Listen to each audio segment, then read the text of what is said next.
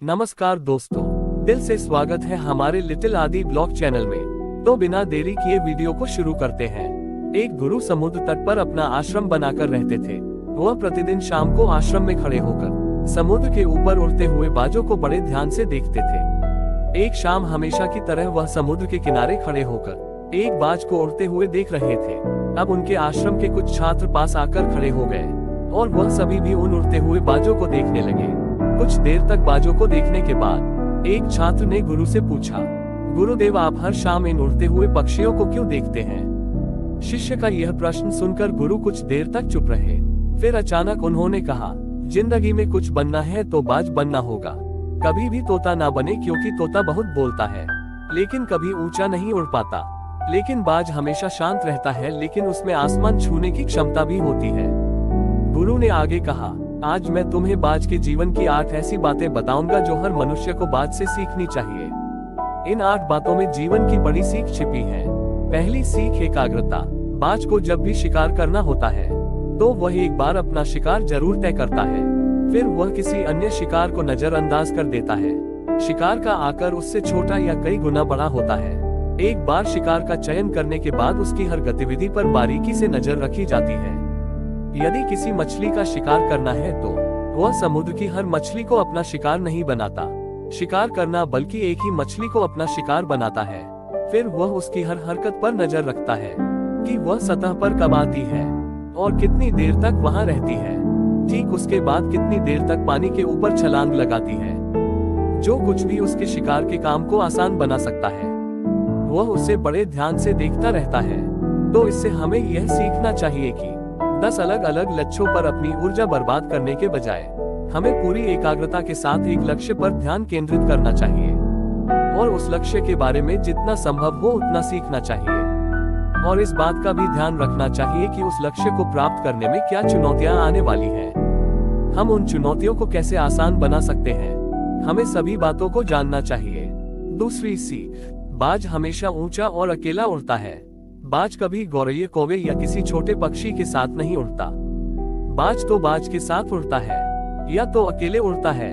यह हमें सिखाता है कि छोटी सोच वाले लोगों से दूर रहें, या तो बड़ी सोच वाले लोगों के साथ रहे या फिर अकेले रहे, क्योंकि जिस तरह के लोगों के साथ हम रहते हैं वही अंततः बन जाते हैं जो हम हैं। इसलिए हमें अच्छे लोगों की संगति चुननी चाहिए, नहीं तो आप अकेले रह जाएंगे, क्योंकि यही वह समय है जिसमें हम खुद को बेहतर तरीके से समझ पाते हैं। तीसरी सीख, अपनी सीमाओं से ऊपर उठे। जब भी मौसम खराब होता है या बारिश या तूफान आता है तो हर पक्षी अपने घोंसले की तरफ उड़ जाता है और छुपने की जगह ढूंढ लेता है। लेकिन बाज ऐसा कुछ नहीं करता। यह अपनी ही सीमाओं को तोड़ने और बादलों के ऊपर उड़ने की कोशिश करता है। हवाएं उसे झपेटे मारती हैं, उसके पंख भारी हो जाते हैं। पानी और धूल के कारण उसे कुछ भी दिखाई नहीं देता, लेकिन फिर भी वह आकाश की ओर उड़ता रहता है। अंत में बादलों से ऊपर उड़ता है, वहां तब तक उड़ता रहता है जब तक कि मौसम नहीं बदल जाता। बाज उसे तोड़ने में सक्षम होता है। सीमाएं इसलिए क्योंकि मुसीबत आने पर वह घबराते नहीं है, वह डरता नहीं है, भागने की कोशिश नहीं करता, बल्कि सकारात्मक सोच के साथ उसका सामना करता है। इससे हमें यह सीख मिलती है कि जीवन में जब भी कोई समस्या आए तो उससे भागना नहीं चाहिए, उनसे बचने की कोशिश न करे, बल्कि अपनी आंखों से समस्या का सामना करे और तब तक करे जब तक वह समस्या पूरी तरह खत्म न हो जाए। और यह तभी संभव है जब मनुष्य सकारात्मक सोच और सकारात्मक दृष्टिकोण के साथ समस्या का समाधान करे। चौथी सीख, अपनी कंफर्ट जोन से बाहर निकलने बाद कभी भी अपने घोंसले में घास के नर्म तिनके नहीं रखता है, और जो तिनके नर्म हो जाते हैं वह उनको निकाल कर फेंक देता है। वह ऐसा इसलिए करता है कि उसमें घोंसलों से बाहर निकालकर शिकार करने का जुनून होता है और उसके बच्चे आलसी नहीं बनते। वह लगातार घोंसलों से बाहर निकलने के बारे में सोचते रहते हैं, उड़ने की कोशिश करते रहते हैं और जितनी जल्दी हो सके अपनी रक्षा करना सीख लेते हैं। इसीलिए वह ऐसा नहीं करने देते। अंडरग्राज एक दिन के लिए अपने घुटनों पर रहते हैं, लेकिन दूसरी ओर हम इंसान हैं जो बड़े लक्ष्य हासिल करना चाहते हैं, लेकिन हम अपना आराम भी नहीं छोड़ना चाहते। हम हर दिन अपना सर्वश्रेष्ठ प्रयास करते हैं, अपना घर, अपने कमरे, अपने जीवन को और भी अधिक आरामदायक चीजों से भरने के लिए हम अपने जीवन को और अधिक आरामदायक बनाने के लिए सब कुछ करते हैं। हम आराम को महत्व देते हैं, जीवन में यह घटना हमें बात सिखाता है कि आराम छोड़ो, क्योंकि जहाँ आराम है वहाँ विश्वास नहीं होता है। खुद को हर दिन थोड़ा कठिन समय से गुजरते दो, क्योंकि यही वह है जो हमें मजबूत बनाता है और जीवन में आगे बढ़ाता है। छठा सीख, बाज कभी मरा हुआ शिकार नहीं खाता, वह हमेशा जीवित शिकार का शिकार करता है। इससे हमें यह सीख मिलती है कि हमें कभी भी अतीत में नहीं रहना चाहिए। अपने अतीत में किसी को अपना अतीत लेकर नहीं घूमना चाहिए। मन में सफलताएं और असफलताएं, हमारा अतीत मर चुका है, अब यह कभी वापस नहीं आएगा। इसलिए अपने मृत्यु सड़े हुए अतीत के विचारों पर ध्यान ना दें और अपने आने वाले नए जीवन पर ध्यान केंद्रित करें। अपनी पुरानी यादों को छोड़ दें जो आपको परेशान करती है, क्योंकि वे अतीत है जो अतीत में है। इन्हें वर्तमान में लाओ, क्योंकि एक बार जब आपका अतीत वर्तमान में आ जाता है तो आपका अतीत आपको कभी वर्तमान में जीने नहीं देता। भले ही आपकी अतीत में आपके साथ कितना भी बुरा हो, वह मर चुका है। इसलिए उसे बाज की तरह बने जो कभी किसी मरी हुई चीज को नहीं खाता।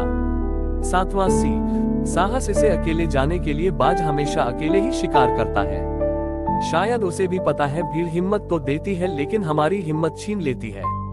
जो अपने लक्ष्य के लिए अकेला ही निकल पड़ता है, उससे अधिक साहस शायद ही किसी और में हो। बाज कभी दूसरे बाज की मदद नहीं लेता है, कभी किसी की मदद नहीं करता, यहाँ तक कि अपने बच्चों तक की नहीं। जंगल का राजा शेर भी झुंड में शिकार करते देखा जा सकता है, लेकिन बाज को नहीं। यही कारण है कि उसमें इतना साहस है कि वह जल, थल और नभ में शिकार करके अपना परचम लहरा सकता है। तो इससे यह सीख मिलती है कि अपने लक्ष्य को पाने के लिए कभी भी अकेले चलने से न डरें। अगर बुद्ध को अकेले चलने में डर लगता तो दुनिया को ध्यान और शांति का पाठ कौन पढ़ाता। आठवां और सबसे महत्वपूर्ण सीख, दर्द से मत भागो। फाल्कन लगभग 70 साल तक जीवित रहता है, लेकिन 40 के भीतर उसका शरीर बूढ़ा हो जाता है।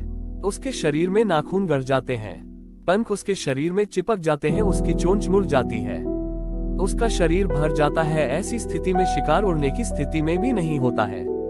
अब उसके पास केवल 2 ही विकल्प हैं। पहले, या तो वह अपनी स्थिति स्वीकार कर भूख से मर जाए या किसी अन्य जानवर का शिकार बन जाए। दूसरा विकल्प यह है कि 6 महीने की बेहद दर्दनाक प्रक्रिया से गुजर के अपने आप को फिर से मजबूत बनाए। लेकिन बाज तो है ही बाज, यह बाद वाले को चुनता है।